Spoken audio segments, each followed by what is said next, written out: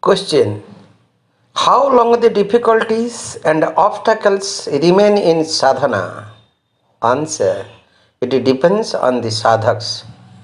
ପ୍ରଶ୍ନ: କେତେ ଦିନ ପର୍ଯ୍ୟନ୍ତ ଅସୁବିଧା ଓ ପ୍ରତିବନ୍ଧ ଗୁଡ଼ିକ ସାଧନାରେ ରହିଥାଏ? ଉତ୍ତର: ଏହା ସାଧକମାନଙ୍କ ଉପରେ ନିର୍ଭର କରେ। It is the divine grace that must be prayed for. If justice were to manifest, very few would be those who could stand in front of it. ପରମ ପ୍ରଭୁଙ୍କର ଦିବ୍ୟ କୃପା ଲାଭ କରିବା ପାଇଁ ଆମମାନେ ନିଶ୍ଚିତ ଭାବରେ ପ୍ରାର୍ଥନା କରିବା ଆବଶ୍ୟକ। କାରଣ ନ୍ୟାୟ ଯଦି ନିଜକୁ ଅଭିବ୍ୟକ୍ତ କରିବ, ଖୁବ୍ କମ୍ ଲୋକ ତାଙ୍କ ସମ୍ମୁଖରେ ଦଣ୍ଡାୟମାନ ହୋଇପାରିବାକୁ ସମର୍ଥ ହେବେ। ପରମ ପ୍ରଭୁଙ୍କର ଦିବ୍ୟ କୃପା ଲାଭ କରିବା ପାଇଁ ଆମମାନେ ନିଶ୍ଚିତ ଭାବରେ ପ୍ରାର୍ଥନା କରିବା ଆବଶ୍ୟକ। କାରଣ ନ୍ୟାୟ ଯଦି ନିଜକୁ ଅଭିବ୍ୟକ୍ତ କରିବ, ଖୁବ୍ କମ୍ ଲୋକ ତାଙ୍କ ସମ୍ମୁଖରେ ଦଣ୍ଡାୟମାନ ହୋଇପାରିବାକୁ ସମର୍ଥ ହେବେ। ପରମା ଭାଗବତ ଜନନୀ ଶ୍ରୀମା ପରମପ୍ରଭୁ ଶ୍ରୀ ଅରବିନ୍ଦଙ୍କ ଚରଣ କମଳରେ ଆମେ ଅନନ୍ତ କୋଟି ପ୍ରଣାମ ଜଣାଇ ଆରମ୍ଭ କରିବାକୁ ଯାଉଛେ ଆଜିର ଅନଲାଇନ୍ ଶ୍ରୀ ଅରବିନ୍ଦ ଆସ୍ପିରେସନ୍ ପାଠଚକ୍ରର କାର୍ଯ୍ୟକ୍ରମ। ଆଜିର ଅନଲାଇନ୍ ଶ୍ରୀ ଅରବିନ୍ଦ ଆସ୍ପିରେସନ୍ ପାଠଚକ୍ରରେ ଉପସ୍ଥିତ ଥିବା ସମସ୍ତ ଭାଇ ଅପାମାନଙ୍କୁ ବନ୍ଦେ ମାତରମ୍ ଆଉ ପ୍ରଣାମ। କାର୍ଯ୍ୟକ୍ରମ ଆରମ୍ଭରେ ଚାଲନ୍ତୁ ଆମେ ନୀରବରେ ଧ୍ୟାନସ୍ଥ ହେବା ମନ୍ତ୍ରମୟୀ ସାବିତ୍ରୀ ଉଚ୍ଚାରଣ ସହିତ। ଆଜିର ମନ୍ତ୍ରମୟୀ ସାବିତ୍ରୀ ଉଚ୍ଚାରଣ ପୃଷ୍ଠା ସଂଖ୍ୟା ରହିଛି 273। ଆଜିର ମନ୍ତ୍ରମୟୀ ସାବିତ୍ରୀକୁ ଉଚ୍ଚାରଣ କରିବା ପାଇଁ ଚାଲନ୍ତୁ ଆମେ କୋଟପାଡ଼ କୋରାପୁଟରୁ ଉଷା ଅପାଙ୍କୁ ଆମେ ଅନୁରୋଧ କରିବା। ଅପା, ଆପଣ ମନ୍ତ୍ରମୟୀ ସାବିତ୍ରୀ ଉଚ୍ଚାରଣ କରନ୍ତୁ। ଆମେ ସମସ୍ତେ ନୀରବରେ ପ୍ରଭୁ ମାଙ୍କୁ ଧ୍ୟାନ କରିବୁ। ସମସ୍ତେ ସାଇଲେନ୍ସ। ମା Savitri, the book of the traveler of the worlds, kingdoms and godheads of the greater mind. Audacious in their sense of God-born strength, these dared to grasp with their thought truths absolute, by an abstract purity of godless sight, by a percept nude, intolerant of forms. They brought to mind what mind could never reach, and hoped to conquer truth's supernal base. A stripped imperative of conceptual phrase, architectonic and inevitable, translated the unthinkable into thought. A silver-winged fire of naked subtle sense, an ear of mind withdraw from the outward rhymes, discovered the seed sounds of the eternal word, the rhythm and music heard that build the worlds, and seized in things the bodiless will to be. The illimitable they measured with numbers rods, and traced the last formula of limited things. In transparent systems bodied termless truths, the timeless made accountable to time, and valued the incommensurable supreme, to park and hedge the ungrasped infinitudes. They erected absolute walls of thought and speech, and made a vacuum to hold the one. In their sight they drove towards an empty peak, a mighty space of cold and sunlit air, to unify their task, excluding life, which cannot bear the nakedness of the vast. They made a shipper of a multitude, in negation found the meaning of the all, and in nothingness the absolute positive, a single law simplest the cosmic theme. Compressing nature into a formula, their titan labor made all knowledge one, a mental algebra of the spirit's ways, an abstract of the living divinity. Here the mind's wisdom stopped, it felt complete, for nothing more was left to think or know. In a spiritual zero, it sat throned and took its vast silence for the ineffable, and took its vast silence for the ineffable. ଆମେ ଏତେବେଳେ ଯାଏଁ ନୀରବରେ ଧ୍ୟାନସ୍ଥ ଥିଲେ ମନ୍ତ୍ରମୟୀ ସାବିତ୍ରୀ ଉଚ୍ଚାରଣ ସହିତ। ବର୍ତ୍ତମାନ ସମୟ ହେଇଛି କାର୍ଯ୍ୟକ୍ରମରେ ଭକ୍ତି ନୈବେଦ୍ୟଟି ଅର୍ପଣ କରିବା। ଆଜିର କାର୍ଯ୍ୟକ୍ରମରେ ଭକ୍ତି ନୈବେଦ୍ୟଟି ଅର୍ପଣ କରିବା ପାଇଁ ଚାଲନ୍ତୁ ଆମେ କେନ୍ଦ୍ରାପଡ଼ାରୁ ଅଞ୍ଜୁଶ୍ରୀ ଅପାଙ୍କୁ ଆମେ ଅନୁରୋଧ କରିବା। ଅପା, ଆପଣ ଗୋଟିଏ ଭକ୍ତି ନୈବେଦ୍ୟ ପ୍ରଭୁ ମାଙ୍କ ଚରଣ କମଳରେ ଅର୍ପଣ କରନ୍ତୁ। ଅପା। କରୁଣାମୟୀ ସେ ମୀରା ମାତା, କରୁଣାର ନାହିଁ ତୁଳନା। କରୁଣାମୟୀ ସେ ମୀରା ମାତା, କରୁଣାର ନାହିଁ ତୁଳନା। କରୁଣାମୟୀ ସେ ମୀରା ମା। ମହାପ୍ରଳୟରେ କାଳି କରାଳିନୀ, ରିପୁଗଣ ପାଇଁ ସଂହାରକାରିଣୀ। ରିପୁଗଣ ପାଇଁ ସଂହାରକାରିଣୀ। ଶିବାରୂଢ଼ା ଆଜି ମା, ଶିବାରୂଢ଼ା ସେଇ ମା। କରୁଣାମୟୀ ସେ ମୀରା ମାତା, କରୁଣାର ନାହିଁ ତୁଳନା। କରୁଣାମୟୀ ସେ ମୀରା ମା। ସେହି ଶିବ ଶକ୍ତି ଭକ୍ତି ପ୍ରଦାୟିନୀ, ତୋ ନାଭି କମଳେ କୁଳ କୁଣ୍ଡଳିନୀ। ତୋ ନାଭି କମଳେ କୁଳ କୁଣ୍ଡଳିନୀ। ରେ ମୂଢ଼ ମନ ଜାଣୁନା,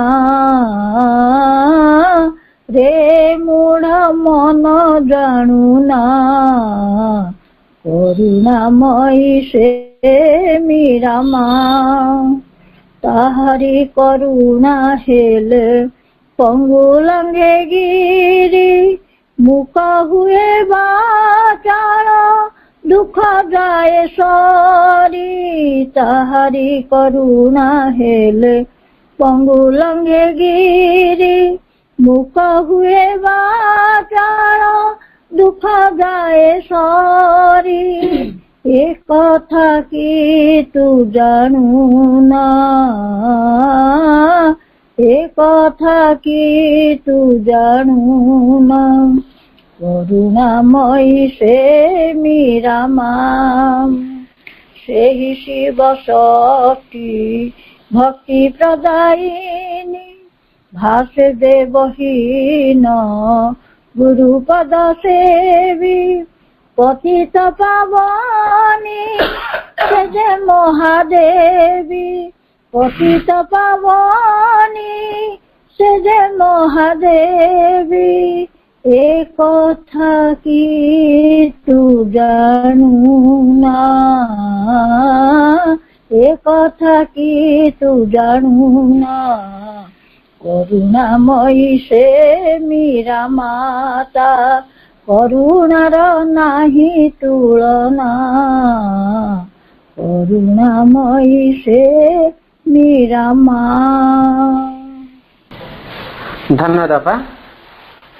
ବହୁତ ସୁନ୍ଦର ଏବଂ ଗୋଟିଏ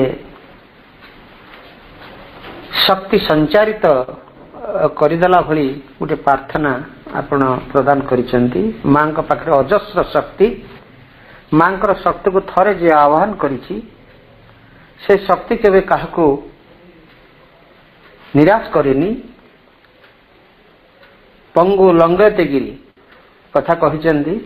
ମୂକମ୍ କରତି ବାଚାଳମ୍, ଦୁଃଖ କଷ୍ଟ କ୍ଲେଶ ଏସବୁ କିଛି ହିଁ ପରାହୃତ ହୁଏ ଯାହାଙ୍କର ଶକ୍ତିର ନିମିଷ ଗୋଟେ ଟିକିଏ ମାତ୍ର ସ୍ପର୍ଶରେ। ଆପଣ ସେଇ ଦିବ୍ୟ ଶକ୍ତି ବିଷୟରେ ଆପଣ ମାଙ୍କର ଶକ୍ତିକୁ ସଞ୍ଚାରିତ କରିଛନ୍ତି ଆମର ଏଇ आज ऑनलाइन श्री अरविंद आस्पिरेशन पाठचक्र से वंदनाटी गान करी मांकर कृपा को आम आह्वान करें से भी टॉपिक आज आमर रही कंटिन्यू होची आपण को अनेक अनेक धन्यवाद यही एक सुंदर हृदय सरसी प्रार्थनार मां को प्रभु चरण कमल निवेदन कर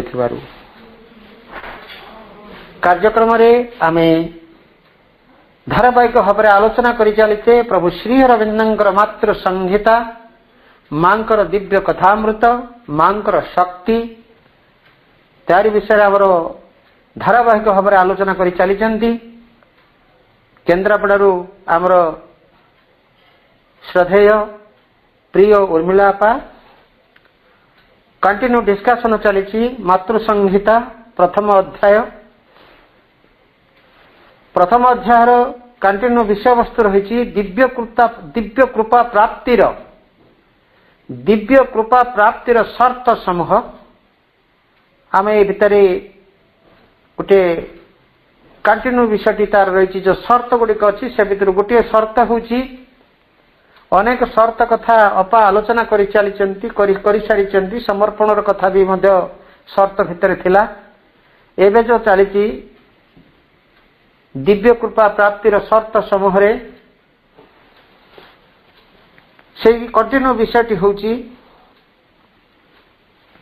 मंदिर टी शुद्ध रखा गत थर ठू ताहा आरंभ होती अपा को आम अनुरोध करवा मंदिर टी शुद्ध रखा दिव्य कृपा प्राप्तिर शर्त समूह मंदिर टी शुद्ध रखा यारी विषय आलोचना रखापी मु उर्मिला अपा को अनुरोध करुच्ची अपा आलोचना और स्वाध्याय को आगे नियंतु।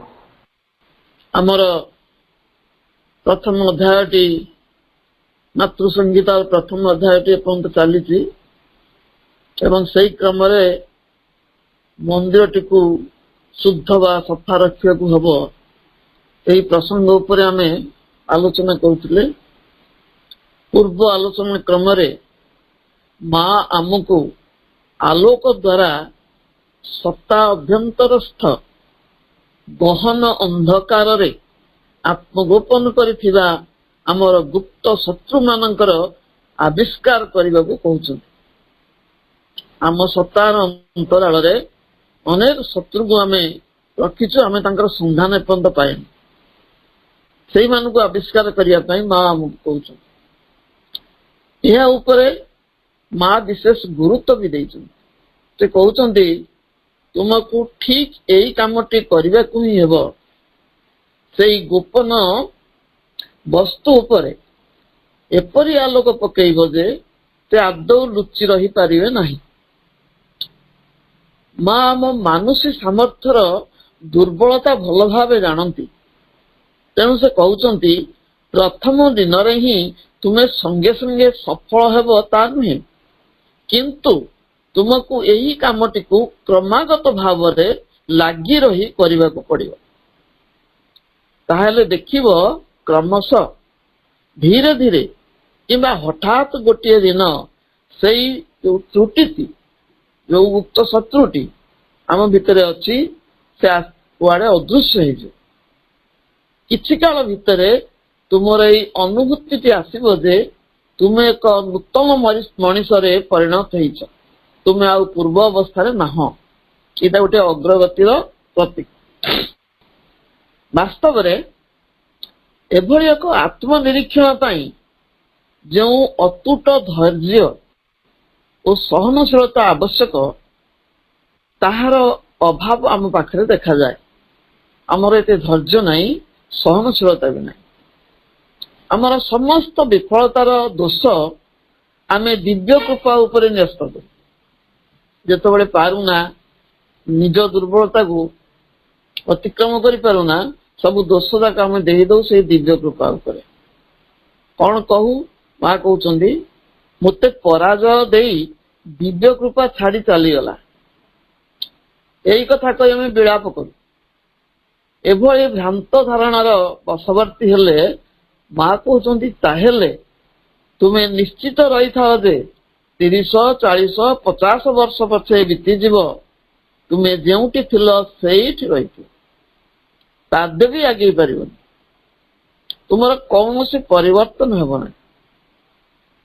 ପୁନଶ୍ଚ ଏପରି କିଛି ଜିନିଷ ଅନ୍ତରାଳରେ ଥିବ, ତାହା ହଠାତ୍ ଉପରକୁ ଉଠି ଆସିବ ଏବଂ ତୁମର ସମସ୍ତ ଅନୁଭୂତି, ଯାହା ଟିକେ ପୂର୍ବରୁ ଦିବ୍ୟ ଅନୁଭୂତି ପାଇଥିଲ, ସେଇ ଅନୁଭୂତିକୁ ଖାଇକି ଶେଷ କରିଦେବ, ଗିଳିଯିବ। ଶେଷରେ ଅଗ୍ରଗତି କରିବା ପରିବର୍ତ୍ତେ ସେଇ ସ୍ଥାନରେ ତୁମେ ଛିଡା ହୋଇ ଦିନ ଗଣୁଥିବ। ଟିକେ କଷ୍ଟ କରି ଆମକୁ ହାସଲ କରିଥିବା ଦିବ୍ୟ ଅନୁଭୂତିଟିକୁ ସାଇତି ରଖିବାକୁ ପଡିବ।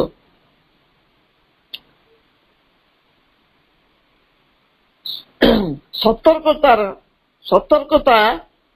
ସହିତ ଯେପରି ମନ ପ୍ରାଣ ଶରୀର ତା ଉପରେ ହସ୍ତକ୍ଷେପ ନ କରନ୍ତି। ଆମକୁ ସଜାଗ ରହିବାକୁ ପଡିବ, କାରଣ ଆମର ସେଇ ଦିବ୍ୟ ଅନୁଭୂତି ଉପରେ ମନ ପ୍ରାଣ ଶରୀର ହସ୍ତକ୍ଷେପ କରନ୍ତି।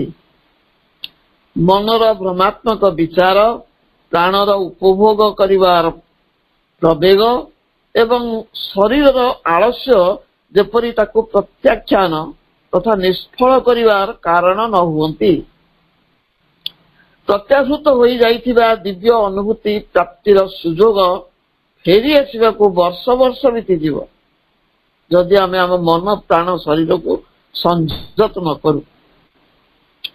ଈଶ୍ୱର ପ୍ରଦତ୍ତ ଏହି ଜୀବନର ଆୟୁ କାଳ ଅଦ୍ୟାବଧି ସୀମିତ। ଆମେ ଏପର୍ଯ୍ୟନ୍ତ ଅମରତ୍ୱର ପଥ ପାଇନାହୁଁ, ତେଣୁ ଆମକୁ ଆମ ଜୀବନ କାଳ ସୀମିତ ହେଇଯାଉଛି। ଗୋଟିଏ ଗୋଟିଏ ମୁହୂର୍ତ୍ତ ମୂଲ୍ୟବାନ। ଆଳସ୍ୟ, ବିଳାସ, ବିଶ୍ରମ୍ଭାଳା ପରେ ତାକୁ ନଷ୍ଟ କରି ଦିଆଯିବ ନାହିଁ। ଗୋଟିଏ ଗୋଟିଏ ମୁହୂର୍ତ୍ତର ସମଷ୍ଟି ହିଁ ଆମର ଆୟୁ କାଳ। ଆୟୁ ନଶ୍ୟତି ପଶ୍ୟତାମ୍ ପ୍ରତିଦିନମ୍ ଜାତି କ୍ଷୟମ୍ ଯୌବନମ୍ ନ ପୁନର୍ଦିବସା କାଳୋ ଜଗତ ଭକ୍ଷକ। ପ୍ରତିଦିନ ମୁଁ ଦେଖୁଛି ମୁହୂର୍ତ୍ତ ମୁହୂର୍ତ୍ତ କରି ମୋର ଆୟୁ କାଳ ଶେଷ ହେଇଯାଉଛି, ଯୌବନର ଅବକ୍ଷୟ ଘଟୁଛି, ମୁଁ ବାର୍ଦ୍ଧକ୍ୟ ଆଡକୁ ଗତି କରୁଛି ଏବଂ ଯୋଉ ମୁହୂର୍ତ୍ତ ଯୋଉ ଦିବସଟି ଚାଲି ଯାଉଛି ସେ ଜୀବନରେ କେବେ ଫେରି ଆସିବ ନାହିଁ, କାରଣ ଏପର୍ଯ୍ୟନ୍ତ କାଳ ଏ ଜଗତର ଭକ୍ଷକ ହେଇକି ରହିଛି। ଗଡି ଯାଉଥିବା ପାଣି ଆଉ ବିତି ଯାଉଥିବା ମୁହୂର୍ତ୍ତ ଅଣଲେଉଟା ଜୀବନରେ ଫେରି ଆସନ୍ତି ନାହିଁ। ସବୁ କଥାରେ ମନ ଅଯଥା ହସ୍ତକ୍ଷେପ କରି ସେ ସବୁକୁ ବିଗାଡି ଦିଏ। ତାକୁ ଚୁପ୍ କରିବାକୁ ପଡିବ। ପ୍ରାଣର ଉତ୍ତେଜନାକୁ ହ୍ରାସ କରିବା ପାଇଁ ଚେଷ୍ଟା କରିବାକୁ ହେବ। ଜଡତା ଯୁକ୍ତ ଏହି ସ୍ଥାଣୁ ଶରୀରଟିକୁ ସହନଶୀଳତାରେ ଅଭ୍ୟସ୍ତ କରିବା ଆବଶ୍ୟକ, କାରଣ ଦିବ୍ୟ ଅନୁଭୂତିଟିକୁ ସହିବାର ସାମର୍ଥ୍ୟ ଶରୀର ସହଜରେ ପାଇନଥାଏ। Man is too weak to bear the infinite's weight. ଅନନ୍ତ ଅସୀମଙ୍କର ସେହି ଶକ୍ତିର ଚାପ ସମ୍ଭାଳିବା ପାଇଁ ମଣିଷ ଏବେ ବି ଦୁର୍ବଳ। ମନ ପ୍ରାଣ ଶରୀରର ଅଯଥା ହସ୍ତକ୍ଷେପକୁ ପ୍ରତିହତ କରିବା ପାଇଁ ଶ୍ରୀ ଅରବିନ୍ଦଙ୍କର କେତେକ ଉକ୍ତି ପ୍ରଣିଧାନ ଯୋଗ୍ୟ। ମନକୁ ଆୟତ ଓ ନୀରବ କରିବା ପାଇଁ ଶ୍ରୀ ଅରବିନ୍ଦ କହୁଛନ୍ତି, The sadhana is based on the fact that a descent of forces from the higher planes and ascent of the lower consciousness to the higher planes are the means of transformation of the lower nature. Although naturally it takes time. ଊର୍ଦ୍ଧ୍ୱର ଉଚ୍ଚତମ ଶକ୍ତିର ଅବତରଣ ସଙ୍ଗେ ସଙ୍ଗେ ନିମ୍ନ ଚେତନାଟିର ଊର୍ଦ୍ଧ୍ୱ ଦିଗରେ ଉତ୍ଥାନ ନିମ୍ନ ପ୍ରକୃତିର ରୂପାନ୍ତର ପାଇଁ ଯଥାର୍ଥ ଉପାୟ।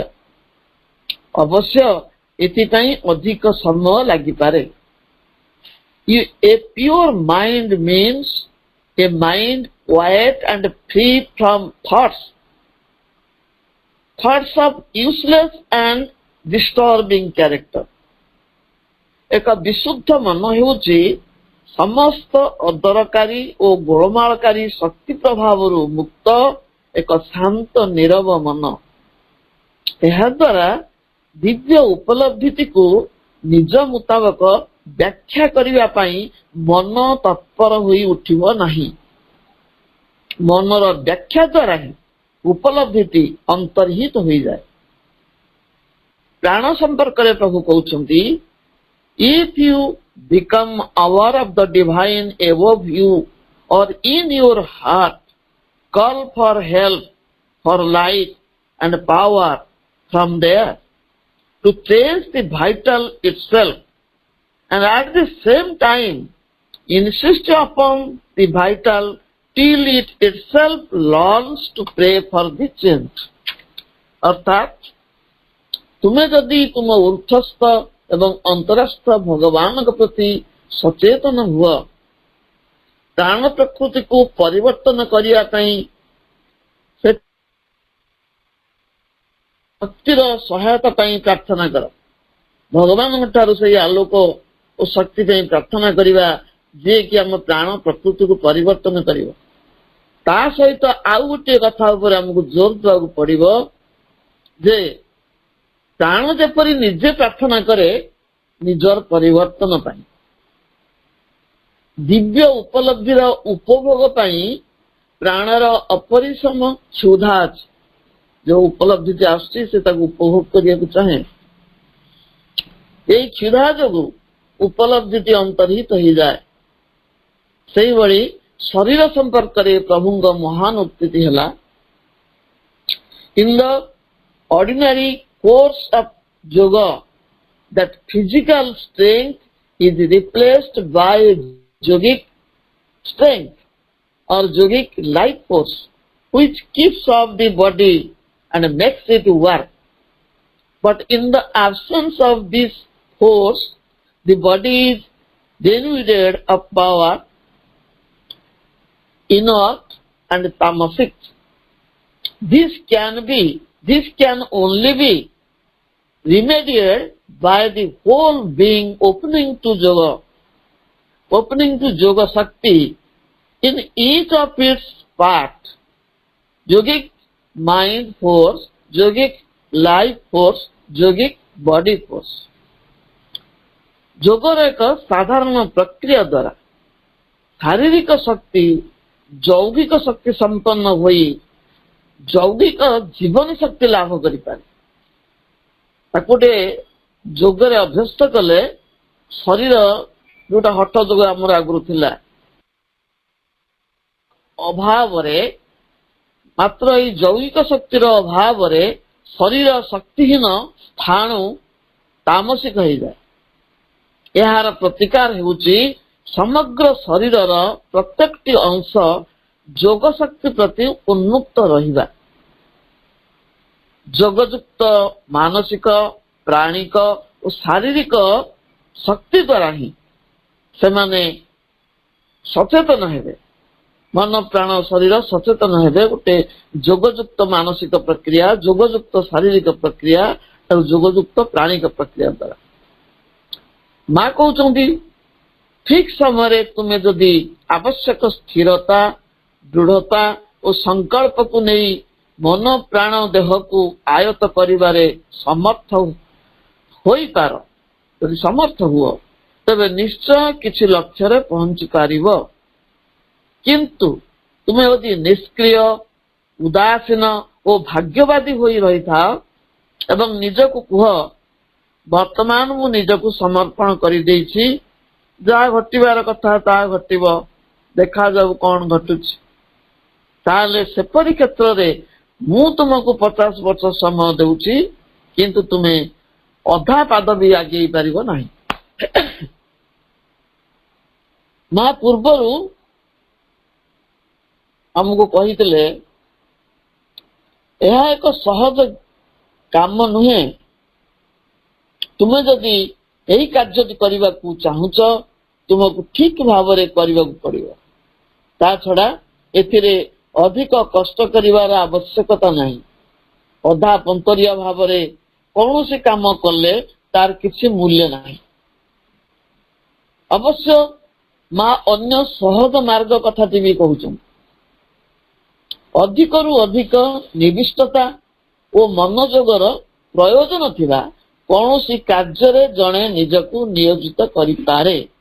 ମା ଯୋଉ ସହଜ ଉପାୟଟି କହୁଛନ୍ତି, ଗୋଟିଏ କୌଣସି କାର୍ଯ୍ୟକୁ ଆମେ ନବା ଏବଂ ସେଥିରେ ନିବିଷ୍ଟ ହେବା, ମନୋଯୋଗ କରିପାରିବା।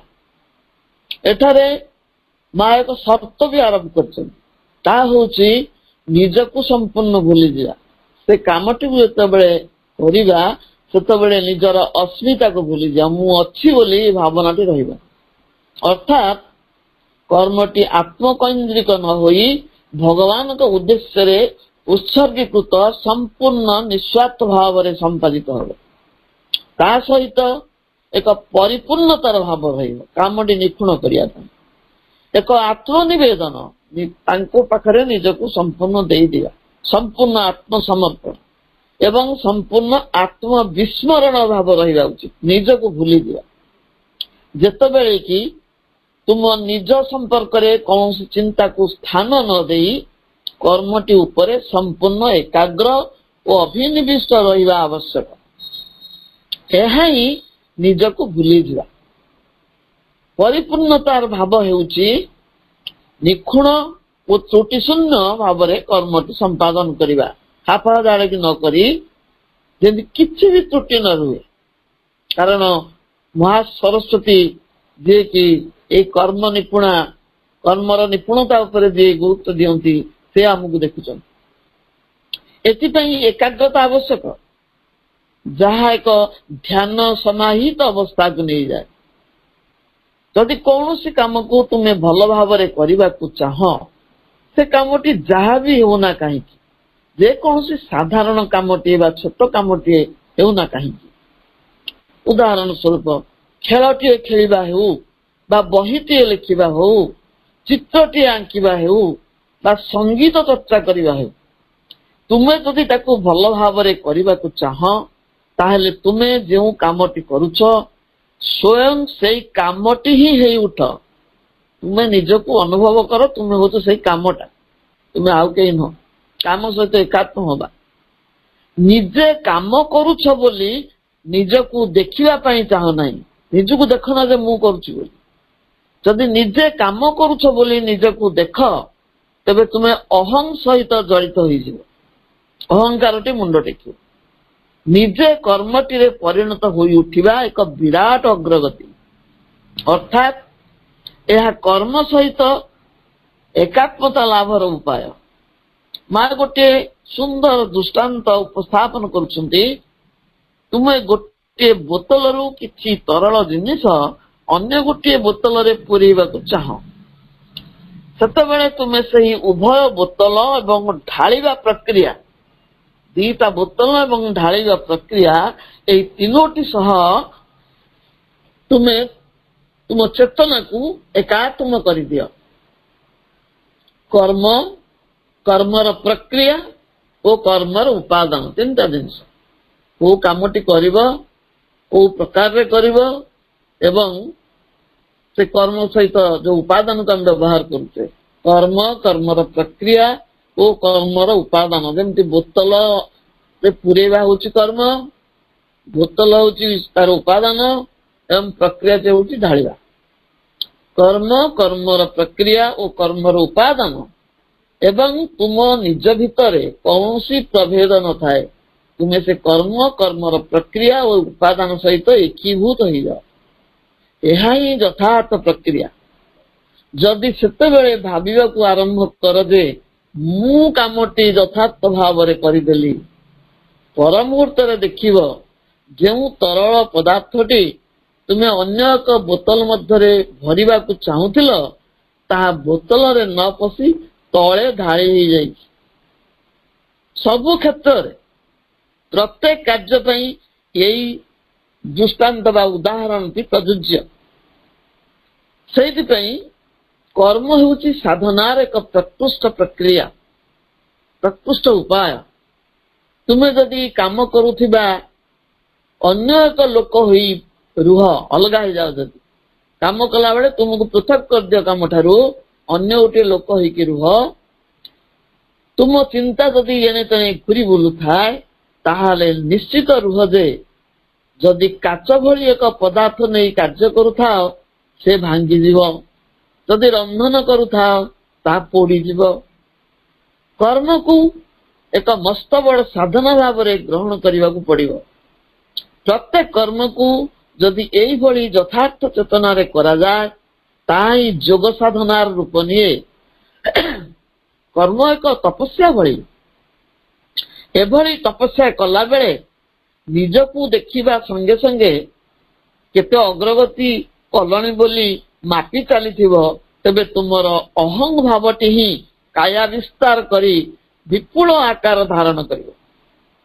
ଆମେ ଯଦି କାମଟି କରୁଛୁ ବୋଲି ପୃଥକ ଭାବରେ ଭାବୁ, ଯେତେବେଳେ ଅହଙ୍କାର ମୁଣ୍ଡ ଟେକେ ଏବଂ କେତେ ଅଗ୍ରଗତି କଲିଣି ବୋଲି ତାକୁ ମାପି ଚାଲିଥାଉ, ତାହେଲେ ଆମ ଭିତରେ ଗୋଟେ ପ୍ରକାଣ୍ଡ ଅହଙ୍କାର ବିପୁଳ ଜାଗା ମାଡ଼ି ବସେ, ବିପୁଳ ଆକାର ଧାରଣ କରିବ। ଶେଷରେ ସମଗ୍ର ସ୍ଥାନଟିକୁ ଦଖଲ କରିନେବ ଏବଂ ଅହଂ ଛଡା ସେଠାରେ ଆଉ କେହି ନଥିବେ। ଆଉ ସବୁଠାରୁ ଭୟଙ୍କର ହେଉଛି ଆଧ୍ୟାତ୍ମିକ ଅହଂ। ଯୋଗ କ୍ଷେତ୍ରରେ କେତେ ଆଗେଇଲି, କଣ କଣ ଆଧ୍ୟାତ୍ମିକ କାର୍ଯ୍ୟ କଲି, ଏଇ ଭାବରେ ଯଦି ମୁଁ ଭାବଟା ଯଦି ନିଜ ଭିତରେ ପୋଷିକି ରଖେ, ତାହେଲେ ସେଟା ଆଧ୍ୟାତ୍ମିକ ଅହଂରେ ପରିଣତ ହୁଏ। এই ଆଧ୍ୟାତ୍ମିକ ଅହଂ ହେଉଛି ସବୁଠାରୁ ଅଧିକ କ୍ଷତିକାରକ। କାରଣ ହେଉଛି ଏହା ନିଜର ନିକୃଷ୍ଟପଣିଆ ସମ୍ପର୍କରେ ସମ୍ପୂର୍ଣ୍ଣ ଅଜ୍ଞ ଥାଏ, ଅଚେତନ ରହିଥାଏ। ତାର କେତେ ନିକୃଷ୍ଟ ଭାବ ରହି ତାକୁ ଜାଣିପାରେ ନାହିଁ। ଯେଉଁ ଜିନିଷଟି ତୁମ ଭିତରେ ନିକୃଷ୍ଟତାରୁ, ସୀମିତତାରୁ, ସଂକୀର୍ଣ୍ଣତା ତଥା ଅସାମର୍ଥ୍ୟ ଭାବ ଏସବୁ ଆଣିଦିଏ, ନିକୃଷ୍ଟ ଭାବ, ସୀମିତ ଭାବ, ସଂକୀର୍ଣ୍ଣ ଭାବ ଏବଂ ଏକ ସାମର୍ଥ୍ୟହୀନ ଭାବ, ଏଇ ଭାବ ଯୋଉ ଜିନିଷ ଆଣିଦିଏ ତାହା ହେଉଛି ନିଜ ଉପରକୁ ବାର ବାର ଲେଉଟି ଆସୁଥିବା ଏଇ ଅହଂ ଭାବ। ଇଏ ଯେତେବେଳେ ବାରମ୍ବାର ଏଇ ଅହଂ ଭାବଟି ଆମ ଭିତରକୁ ଆସିଯାଏ, ଆମେ ନିକୃଷ୍ଟ ହେଇଯାଉ, ସୀମିତ ହେଇଯାଉ, ସଂକୀର୍ଣ୍ଣ ହେଇଯାଉ ଏବଂ ଶେଷରେ ଆମର ସାମର୍ଥ୍ୟ ଲୋପ ପାଇଯାଏ। ପରିଶେଷରେ ମା କହୁଛନ୍ତି, ନିଜକୁ ଅଧିକରୁ ଅଧିକ ବ୍ୟାପକ ଓ ବିସ୍ତାରିତ କରିବାକୁ ହବ ଏବଂ ନିଜ ଭିତରର ସମସ୍ତ ରୁଦ୍ଧ ଦ୍ୱାରକୁ ଖୋଲିଦେବାକୁ ହବ। ଏବଂ ଏ ଦିଗରେ ସର୍ବୋତ୍ତମ ଉପାୟ ହେଲା ନିଜ ଉପରେ ଏକାଗ୍ର ହେବା ପରିବର୍ତ୍ତେ ଯାହା କରୁଛ ତାହା ଉପରେ ଏକାଗ୍ର ହେଇ ଉଠିବା। ଆଲୋଚିତ ଏହି ସମସ୍ତ ପ୍ରସଙ୍ଗ ପ୍ରଥମ ଅଧ୍ୟାୟ ଉପରେ ମା ତାଙ୍କ ଶିଷ୍ୟମାନଙ୍କ ଆଗରେ ଉପସ୍ଥାପନ କରିଥିବା ଟିପ୍ପଣୀରୁ ଗୃହୀତ। ବର୍ତ୍ତମାନ ଆମେ ସେଇ ପ୍ରଥମ ଅଧ୍ୟାୟର ଅନ୍ୟ ଗୋଟେ ଅନୁଚ୍ଛେଦ ପଢିବା। ଭଗବାନ ଯେଉଁ ବିଧାନ କରିଛନ୍ତି ତାହା ଯଦି ତୁମେ ପାଳନ ନ କର ଏବଂ ଚାହଁ ଯେ ଭାଗବତୀ ଶକ୍ତି ତୁମ ସକାଶେ ସବୁ କିଛି କରିଦେବେ ବା କରିବାକୁ ବାଧ୍ୟ, ଏ ମିଥ୍ୟା ଧାରଣା ଦୂର କର। ଏଠାରେ ଏକ ତାମସିକ ନିଶ୍ଚେଷ୍ଟତା ସମ୍ପର୍କରେ ପ୍ରଭୁ ଆଲୋକପାତ କରିଛନ୍ତି। ତାମସିକ ନିଶ୍ଚେଷ୍ଟପଣିଆ, ଏଇ ତାମସିକତା ଆମକୁ ଭଗବାନଙ୍କ ବିଧାନ ବିରୋଧରେ ଛିଡା କରାଏ। ପ୍ରଭୁ ନିର୍ଦ୍ଦେଶ ଦେଉଛନ୍ତି, ଏଭଳି ଏକ ଭ୍ରମ ଧାରଣା ପରିତ୍ୟାଗ କର ଯେ ଭାଗବତୀ ଶକ୍ତି ତୁମର ଯାହା ଦରକାର ତୁମ ପାଇଁ ତାହା କରିଦେବେ। ଏହା ଏକ ସମ୍ପୂର୍ଣ୍ଣ ନିରର୍ଥକ ଭାବନା। ଏଭଳି ଅବସ୍ଥା ଆସିପାରେ ଯେତେବେଳେ ଦିବ୍ୟ ଶକ୍ତି ଆମ ପାଇଁ ସବୁ କିଛି କରିପାରିବ, କିନ୍ତୁ ସେ କେତେବେଳେ ଆସିବ? ଏଭଳି ଅବସ୍ଥା ହୁଏତ ଆସିପାରେ ତୁମେ ପୂର୍ଣ୍ଣ ସମର୍ପଣ ଓ ଗ୍ରହଣଶୀଳତା ହାସଲ କରିସାରିବା ପରେ। ଯେତେବେଳେ ଆମର ସମର୍ପଣ ପୂର୍ଣ୍ଣାଙ୍ଗ ହେବ ଏବଂ ଆମେ ସମ୍ପୂର୍ଣ୍ଣ ଗ୍ରହଣଶୀଳ ହେବୁ, ସେତେବେଳେ ହୁଏତ ଏହା ସମ୍ଭବ ହେଇପାରିବ ଯେ ଦିବ୍ୟ ଶକ୍ତି ବାକି ସବୁ କାମ କରିଦେବେ। ସାଧନାର ପ୍ରାରମ୍ଭିକ ଅବସ୍ଥାରେ ଏହା କଦାପି ସମ୍ଭବ ନୁହେଁ, କାରଣ ତୁମ ପାଇଁ ଉଚ୍ଚତମ ଶକ୍ତିର ବି ଅନେକ ସର୍ତ୍ତ ରହିଛି। ଉଚ୍ଚତମ ଶକ୍ତି ଆମଠୁ କିଛି ସର୍ତ୍ତ ପାଳନ ଚାହାନ୍ତି। ଏ ସମସ୍ତ ସର୍ତ୍ତ ତୁମକୁ ପ୍ରାଥମିକ ଅବସ୍ଥାରେ ପାଳନ କରିବାକୁ ହେବ। जदि तुमे उच्चतम शक्तिଙ୍କର এই ସର୍ତ୍ତ ପାଳନ ନ କର ବା ତାଙ୍କ କଥାକୁ କାନ ନ ଦିଅ ସବୁ କିଛି ବିଫଳ ହୋଇଯିବ। ବ୍ୟକ୍ତିଗତ ଉଦ୍ୟମର ଆବଶ୍ୟକତା ରହିଛି। ଆମେ ପ୍ରୟାସ କରିବା ନାହିଁ, ଚାହିଁ ବସିବା ଯେ ଉଚ୍ଚତମ ଶକ୍ତି ଆମ ପାଇଁ ଉଦ୍ୟମ କରନ୍ତୁ, ଆମ ପାଇଁ ସବୁ ପ୍ରସ୍ତୁତ କରିଦିଅନ୍ତୁ, ଏପରିକି ଆମର ବିଶୁଦ୍ଧି ପାଇଁ ସିଏ ବି ଉଦ୍ୟମ କରନ୍ତୁ। ତାହେଲେ ବିଫଳତା ପାଇଁ ହିଁ ଦ୍ୱାର ଖୋଲିଦେବା। ଏଭଳି ଭ୍ରାନ୍ତ ଧାରଣା ନିରର୍ଥକ, ଏହା ଯୋଗ ପଥରେ ଆଗକୁ ନିଏ ନାହିଁ। ତୁମର ସମର୍ପଣକୁ ସତ୍ୟ ଏବଂ ସମ୍ପୂର୍ଣ୍ଣ କର, ତେବେ ଆଉ ସବୁ କିଛି ତୁମ ପାଇଁ କରିଦିଆଯିବ। ସାଧନାରେ ଆହୁରି ଅନେକ କିଛି ଅଛି ଯାହା ସାଧକ ତା ବ୍ୟକ୍ତିଗତ ପ୍ରୟାସରେ ସମ୍ପନ୍ନ କରିପାରିବ ନାହିଁ। ଏଇଠାରେ ଉଚ୍ଚତମ ଶକ୍ତିର ହସ୍ତକ୍ଷେପ ଅପରିହାର୍ଯ୍ୟ। କିନ୍ତୁ ପ୍ରଭୁ କହୁଛନ୍ତି ସେହି ଶକ୍ତି କ୍ରିୟାଶୀଳ ହେବା ପୂର୍ବରୁ ତୁମର ସମର୍ପଣ ପରିପୂର୍ଣ୍ଣ ଓ ଐକାନ୍ତିକ ହେବା ଆବଶ୍ୟକ। ଆମର ସମର୍ପଣ କିପରି ଅବାସ୍ତବ ଓ ଅପୂର୍ଣ୍ଣ ରହିଥାଏ, ପୂର୍ବରୁ ଆମେ ଏ ବିଷୟରେ ଆଲୋଚନା କରିସାରିଛେ। ଏଠାରେ ସମର୍ପଣର ଅର୍ଥ ହେଉଛି ପରମଙ୍କ ସହ ଏକାତ୍ମତା ଲାଭ କରିବାର ଯଥାର୍ଥ ସୂତ୍ର। ପରମଙ୍କ ସହିତ ଏକାତ୍ମତା ଲାଭ କରିବା ହିଁ ପୂର୍ଣ୍ଣ ସମର୍ପଣ। ସେହି ସୂତ୍ର ରୂପରେ ମା ଯାହା ଉପସ୍ଥାପନ କରୁଛନ୍ତି ତାହା ହେଉଛି 3 steps for the supreme identification। ପରମ ସତାଙ୍କ ସହିତ ଏକାତ୍ମ ହେବାର 3ଟି ପାହାଚ ରହିଛି। Give all that you have, this is the beginning। ତୁମକୁ ଏହି ଜଗତରେ ଅନେକ ପାର୍ଥିବ ସମ୍ପଦ ସବୁ ଦିଆଯାଇଛି ବଞ୍ଚି ରହିବା ପାଇଁ, ମୌଳିକ ଆବଶ୍ୟକତା ପୂରଣ ପାଇଁ। ପରମ ପ୍ରଭୁ ଦିବ୍ୟ ଜନନୀ ମା ଅନେକ ଉପାଦାନ ଦେଇଛନ୍ତି, ଖାଦ୍ୟ, ବସ୍ତ୍ର, ବାସଗୃହ, ପାନୀୟ, ବଞ୍ଚି ରହିବାର ସମସ୍ତ ଉପାଦାନ। ଆମ ଜୀବନ କାଳ ଭିତରେ ଆମେ ଏହାକୁ ଉପଯୋଗ କରୁଛେ, କିନ୍ତୁ ଏବେ ଭ୍ରମବଶତଃ ଉପଯୋଗରୁ ଆମେ ଉପଭୋଗ ଆଡକୁ ଚାଲି ଯାଇଛେ। ଏହି ବସ୍ତୁ ଗୁଡ଼ିକୁ ଉପଭୋଗର ସାମଗ୍ରୀ ଭାବରେ ବ୍ୟବହାର କରୁଛେ, ତେଣୁ ଭୁଲ ବାଟରେ ଆମେ ଯାଉଛେ। ତାକୁ ସମର୍ପଣ କରିବାକୁ ପଡିବ। ଭୌତିକ ପାର୍ଥିବ ସମ୍ପଦ, ଏ ଘର, ପରିବାର ବା ମୁଁ ଯାହା ସବୁ ବ୍ୟବହାର କରୁଛି ମାଙ୍କ କୃପା ବଳରେ, ସେଗୁଡ଼ିକ ସବୁ ମାଙ୍କର, ମୋର ନୁହଁ। ଏ ଭାବଟା ମୁହଁରେ କହିଲେ ହବ ନାହିଁ, ଆନ୍ତରିକ ଭାବରେ ନିଷ୍ଠାର ସହିତ ପାଳନ କରିବାକୁ ପଡିବ ବା ସର୍ବଦା ମନେ ରଖିବାକୁ ପଡିବ, ଯାହା ବି ମୁଁ ବ୍ୟବହାର କରୁଛି ସବୁ ତାଙ୍କର ଦାନ, ଏଟା ମୋର ବଞ୍ଚିବା ପାଇଁ ଉପାଦାନ, ଏବଂ ସେ ସମସ୍ତ ତାଙ୍କର ବୋଲି ସମର୍ପଣ କରିବାକୁ ପଡିବ। Give all that you have। ତୁମେ ନିଜର ବୋଲି ଯାହାକୁ ମାଡ଼ି ବସିଛ ତାକୁ ସମର୍ପଣ କର। This is the beginning। ଇଏ ହେଉଛି ପ୍ରଥମ ପାହାଚ। You give all that you do, this is the way। ଦ୍ୱିତୀୟ ପାହାଚଟି ହେଉଛି ଏକାତ୍ମତା ଲାଭ କରିବାର। ତୁମେ ଯାହା ବି କରୁଛ, ନିତ୍ୟ କର୍ମ ହଉ କି ନିମିତ୍ତ କର୍ମ ହଉ, ପ୍ରତ୍ୟେକ କର୍ମ, ପ୍ରତ୍ୟେକ ଗତିବୃତ୍ତିକୁ ତାଙ୍କ ପାଖରେ ସମର୍ପଣ କର।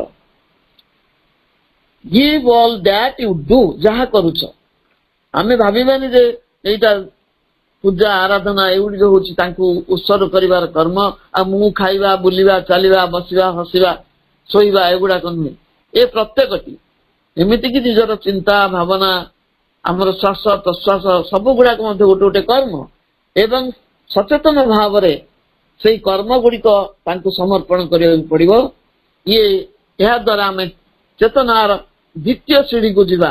This is the we. ଇଏ ହେଉଛି ମାର୍ଗ।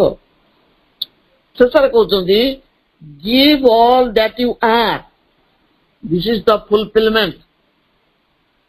ତୁମେ ଯେଉଁଭଳି ଅବସ୍ଥାରେ ଅଛ ସମ୍ପୂର୍ଣ୍ଣ ଭାବରେ ନିଜକୁ ସେଇଭଳି ଅବସ୍ଥାରେ ତାଙ୍କ ପାଖରେ ଦେଇଦିଅ।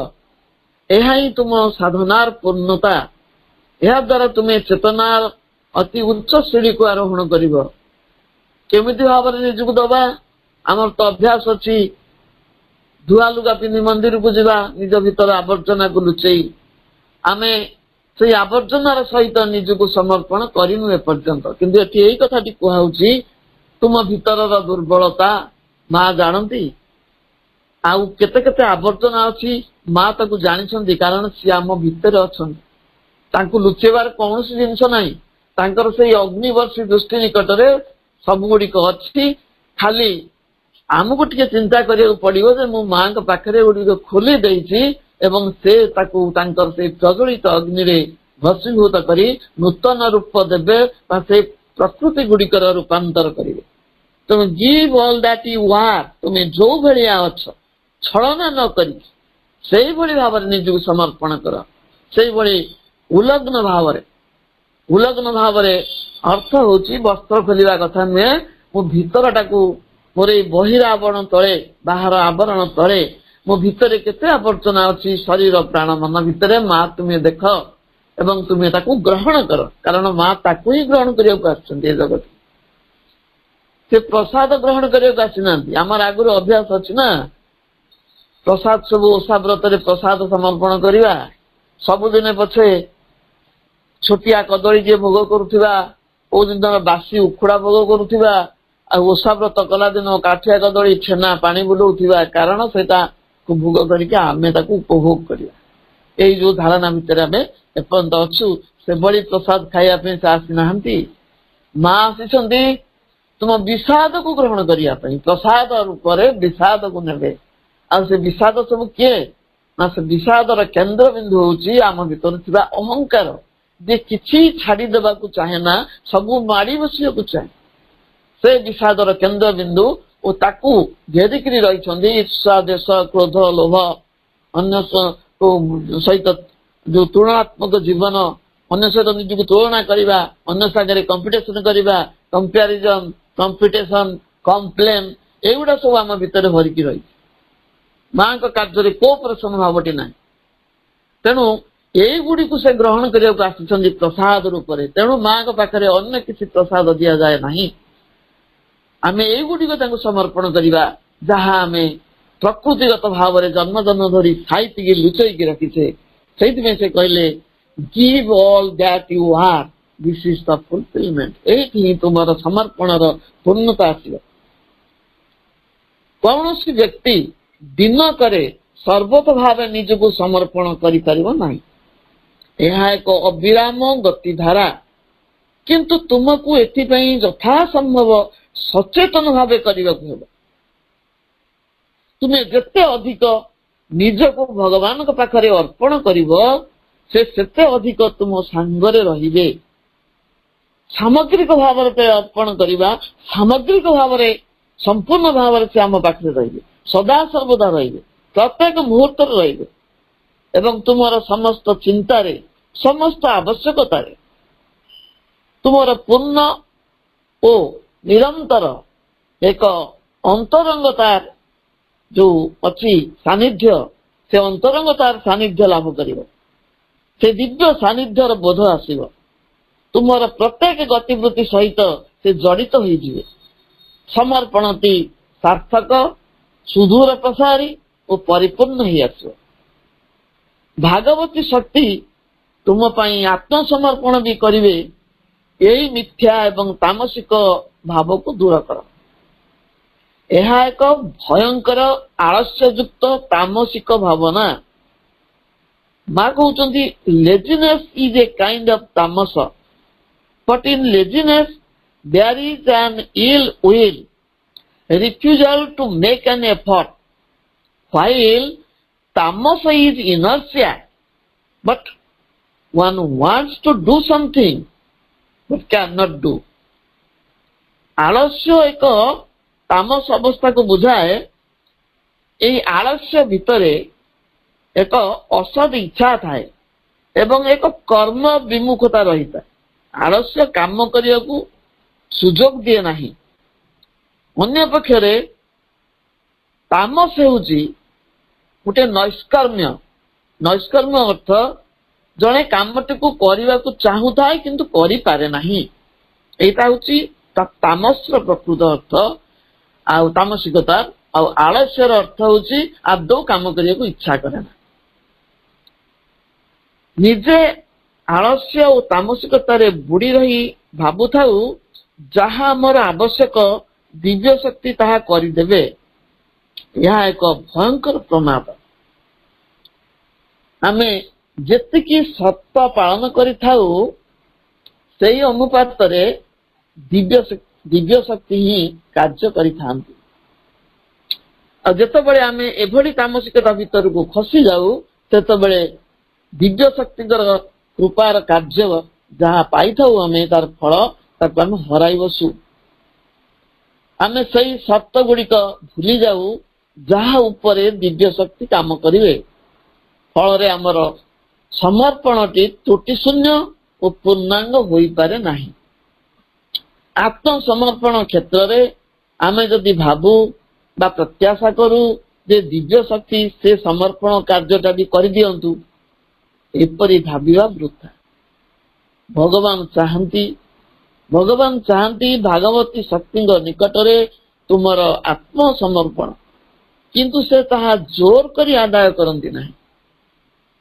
ପ୍ରଭୁ ଚାହାନ୍ତି ତାଙ୍କର ଯିଏ କ୍ରିୟାତ୍ମିକା ଶକ୍ତି ଓ ଚେତନା ସ୍ୱରୂପା ସକଳ ଶକ୍ତିର ଆଧାର ସେଇ ଦିବ୍ୟ ଜନନୀଙ୍କ ନିକଟରେ ଆମେ ସମର୍ପଣ କରୁ ବୋଲି, କାରଣ ସେ ହେଉଛନ୍ତି ରୂପାନ୍ତରକାରିଣୀ ଶକ୍ତି। ପ୍ରଭୁ କହୁଛନ୍ତି ଯଦି ତୁମେ ସମର୍ପଣ ପାଇଁ ପ୍ରସ୍ତୁତ ହୋଇନାହଁ, ସେ ତାହା ତୁମଠାରୁ ଜୋର କରି ଆଦାୟ କରନ୍ତି ନାହିଁ।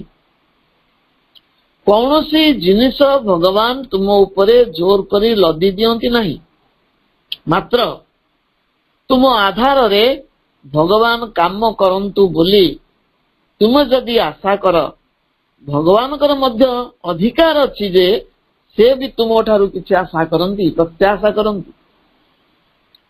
ତୁମେ ସମର୍ପଣର ସମସ୍ତ ସର୍ତ୍ତକୁ ସମ୍ପୂର୍ଣ୍ଣ ଭାବେ ପାଳନ କର ବୋଲି ଭଗବାନ ଦାବି କରନ୍ତି। ପ୍ରତି ମୁହୂର୍ତ୍ତରେ ତୁମେ ସ୍ୱାଧୀନ। ସ୍ଥାୟୀ ରୂପାନ୍ତର ଯେ ପର୍ଯ୍ୟନ୍ତ ନ ହୋଇଛି ସେ ପର୍ଯ୍ୟନ୍ତ ତୁମେ ପ୍ରତି ପଦରେ ଇଚ୍ଛା ଅନୁସାରେ ଭଗବାନଙ୍କୁ ଅସ୍ୱୀକାର କରିପାର, ପ୍ରତ୍ୟାଖ୍ୟାନ କରିପାର, ତୁମର ଆତ୍ମଦାନକୁ ପ୍ରତ୍ୟାହାର ବି କରିପାର, ଯଦି ତୁମେ ଆଧ୍ୟାତ୍ମିକ ବିଫଳତା ଭୋଗ କରିବାକୁ ପ୍ରସ୍ତୁତ ଥାଅ। ଏପରି ଏକ ଅବସ୍ଥା ଅଛି ଯେଉଁଠି ତୁମେ ଅନୁଭବ କରିବ ଯେ ଭଗବାନଙ୍କୁ ପ୍ରତ୍ୟାଖ୍ୟାନ କରିବା କିମ୍ବା ତାଙ୍କ ଅସ୍ତିତ୍ୱକୁ ଅସ୍ୱୀକାର ବା ତାଙ୍କ ସତ୍ୟ ପାଳନ ନ କରିବା ତୁମ ପକ୍ଷେ ଅସମ୍ଭବ। ଏଭଳି ଅବସ୍ଥା ଆସିପାରେ ଯୋଉ ଅବସ୍ଥାରେ ଆମେ ଜାଣିବା, ଅନୁଭବ କରିବା ଯେ ମୁଁ ଭଗବାନଙ୍କୁ କେବେ ବି ପ୍ରତ୍ୟାଖ୍ୟାନ କରିପାରିବି ନାହିଁ, ତାଙ୍କ ଅସ୍ତିତ୍ୱକୁ କେବେ ବି ଅସ୍ୱୀକାର କରିପାରିବି ନାହିଁ ଏବଂ ତାଙ୍କର ଆରୋପିତ ଏହି ସର୍ତ୍ତ ଗୁଡିକ ପାଳନ ନ କରି ମୁଁ ରହିପାରିବି ନାହିଁ। କିନ୍ତୁ ସେହି ସିଦ୍ଧାନ୍ତର ସ୍ଥିତିରେ ଉପନୀତ ହେବା ପୂର୍ବରୁ ତୁମ ମନ ମୁତାବକ ବାଛିଥିବା ସ୍ୱାଧୀନ ପଥରେ ପଥିକ ହେବ କି ନା, ଭଗବାନଙ୍କୁ ସ୍ୱୀକାର ବା ଗ୍ରହଣ କରିବ କି ନା, ତାହା ବିଚାର କରିବାକୁ ତୁମେ ସ୍ୱାଧୀନ। ତମକୁ ସ୍ୱାଧୀନତା ଦେଇଛ, ତୁମେ ସେଇ ସର୍ତ୍ତ ପାଳନ କରିବ ନା ତୁମ ମନ ମୁତାବକ ଯୋଉ ବାଟଟି ଧରିଛ ସେଇ ବାଟରେ ସ୍ୱାଧୀନ ଭାବରେ ଚାଲିବ, କିମ୍ବା ସର୍ତ୍ତକୁ ସ୍ୱୀକାର କରିବ, ଭଗବାନଙ୍କୁ ଗ୍ରହଣ କରିବ କି ନାହିଁ, ସେ ପାଇଁ ତୁମକୁ ସ୍ୱାଧୀନତା ଦିଆଯାଇଛି। ତାହା ବିଚାର କରିବାରେ ତୁମେ ସ୍ୱାଧୀନ। ତୁମର ସ୍ୱାଧୀନ ବିବେଚନା ଉପରେ ଏହା ନିର୍ଭର କରେ। ଏପରିକି ତୁମେ ଯଦି ତୁମର ଆତ୍ମନିବେଦନକୁ ପ୍ରତ୍ୟାହାର କରିବାକୁ ଚାହଁ ତାହା ମଧ୍ୟ କରିପାର। ଏ କ୍ଷେତ୍ରରେ ତୁମ ପାଇଁ କିଛି ବାଧ୍ୟବାଧକତା ନାହିଁ। କିନ୍ତୁ ତୁମେ ଯଦି ଆଧ୍ୟାତ୍ମିକ ବିଫଳତାର ବିପର୍ଯ୍ୟୟ ସବୁ ଭୋଗ କରିବାକୁ ପ୍ରସ୍ତୁତ ରହିବ।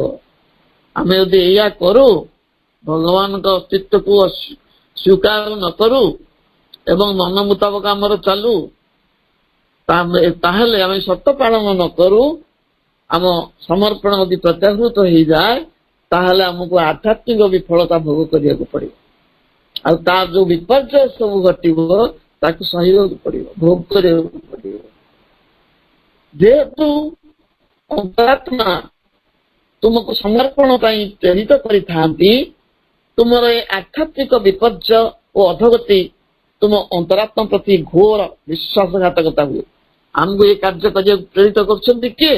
ନା ଆମ ଅନ୍ତରାତ୍ମା, ଆମ ଚୈତ୍ୟ ସତ୍ତା।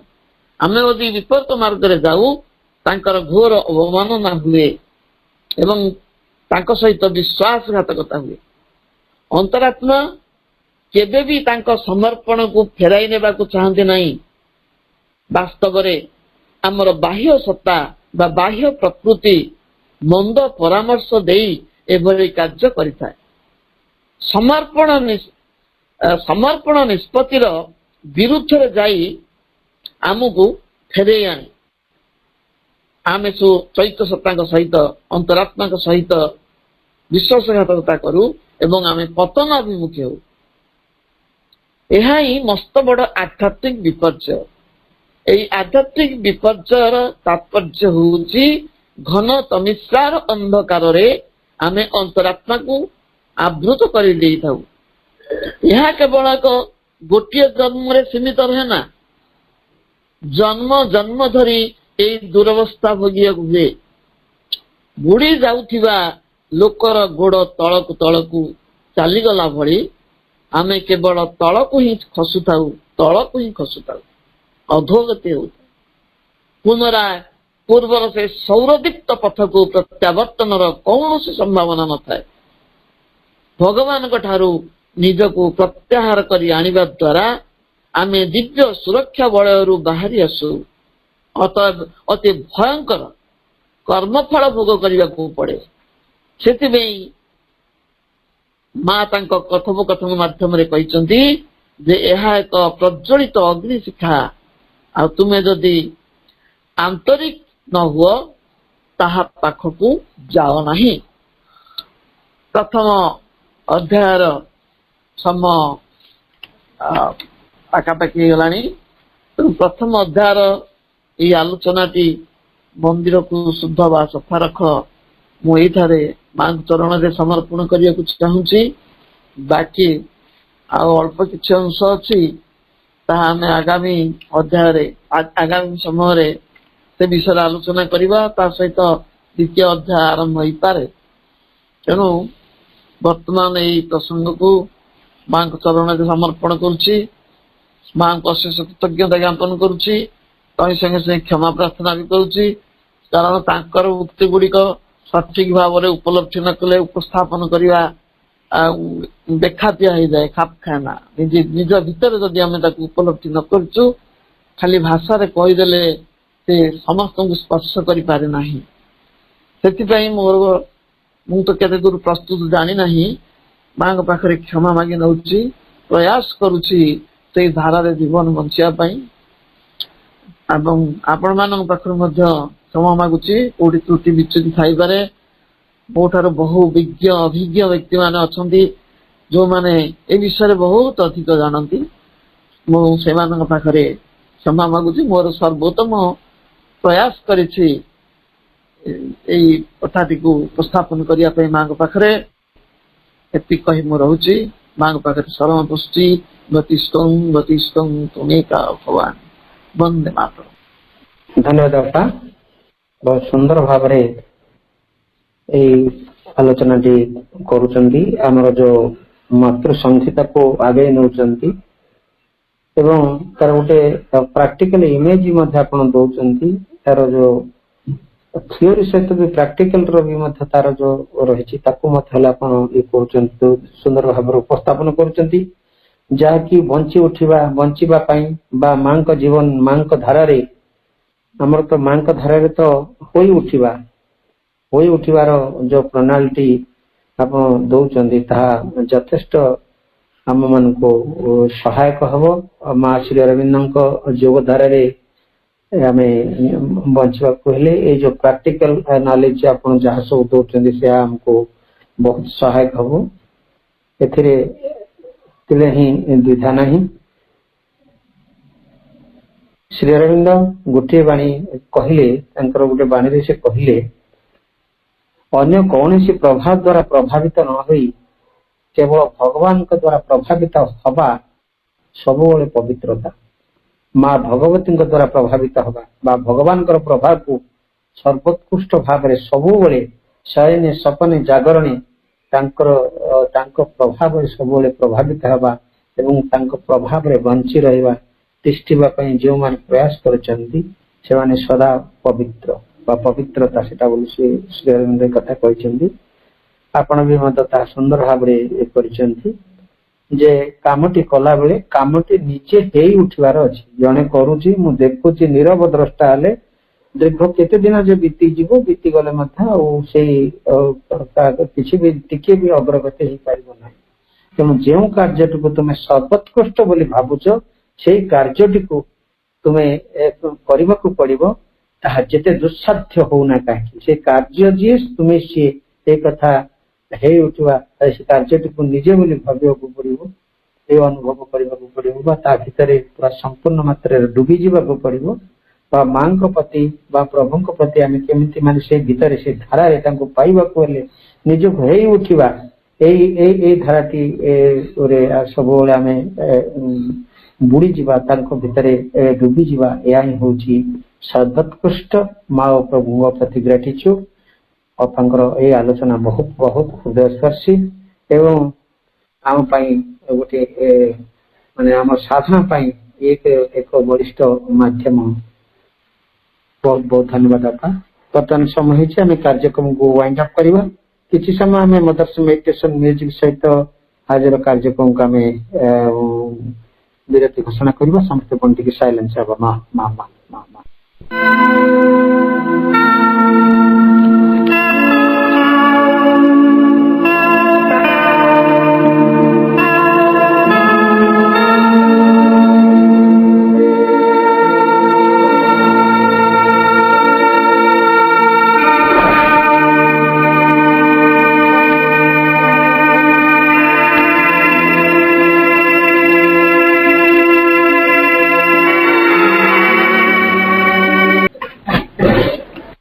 କାର୍ଯ୍ୟକ୍ରମରେ ଉପସ୍ଥିତ ଥିବା ସମସ୍ତ ଭାଇ ଅପା ମାନଙ୍କୁ ପୁଣି ଥରେ ବନ୍ଦେ ମାତରମ୍ ତଥା ପ୍ରଣାମ ଜଣାଇ ବାବାଙ୍କୁ ବହୁତ ବହୁତ ଧନ୍ୟବାଦ ଜ୍ଞାପନ କରି ଏବଂ ମା ପ୍ରଭୁଙ୍କ ଚରଣ କମଳରେ ଆମେ ଅନନ୍ତ କୋଟି ପ୍ରଣାମ ଜଣାଇ ପୁଣି ଆଜିର କାର୍ଯ୍ୟକ୍ରମକୁ ଏଠି ଆମେ ବିରତି ଘୋଷଣା କଲେ। କାର୍ଯ୍ୟକ୍ରମ ଅଭ ସମସ୍ତଙ୍କର ଅଭ। ମା ମା।